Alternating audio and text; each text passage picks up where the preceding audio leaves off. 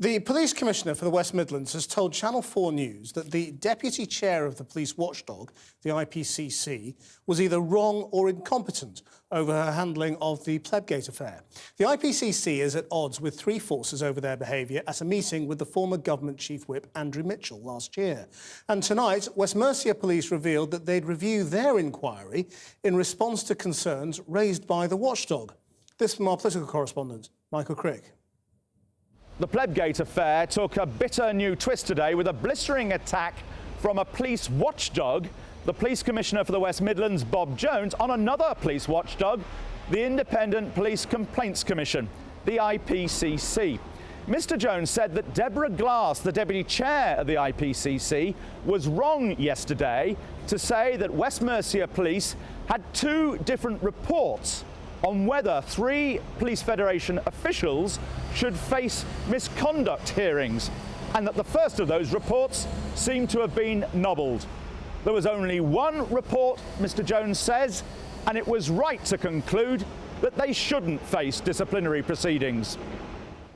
Jones wrote to the chair of the IPCC today complaining Deborah Glass was acting like a police officer, commenting after a trial that the accused was, despite being acquitted, guilty as hell, as he put it. Why did not the supervising agent, i.e. Deborah Glass, at the IPCC intervene, take it off? That's her job. Yeah, so she's either wrong or she's incompetent. She didn't need to intervene at that stage, she says, because the report was going the right way. It was going along with what she wanted. Well, clearly when it changed then, from this supposed intervention from senior officers, surely then she should have involved, took the report back, managed it, as she should have done in the first place, rather than passing the buck. This all stems from a meeting the three Police Federation local bigwigs had with Andrew Mitchell in his constituency last autumn. Afterwards, they said Mitchell should resign for refusing to reveal what he'd said in the famous Plebgate incident in Downing Street. And in those circumstances, we have no option but to call for his resignation. Aren't you just exploiting this situation for your political purposes in other areas? No, this matter could have been put to bed immediately it happened. If Mr Mitchell had been open and given a full and frank account of what was said, we wouldn't be here now.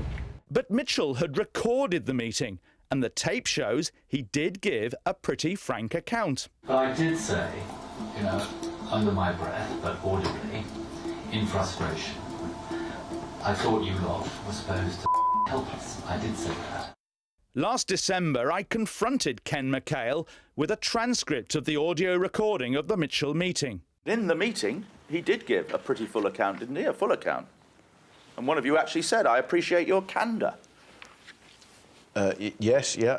How come then, in that case, one of you then came out, may have been you, and said, "He will not tell us what he did say"? Because that is my understanding of what Mr Mitchell was saying to us. He even in the meeting, he didn't actually give a full statement or his full version of events. Tonight, West Mercia Police, after a request from the Warwickshire local police commissioner, said they'd review details of their inquiry and report soon.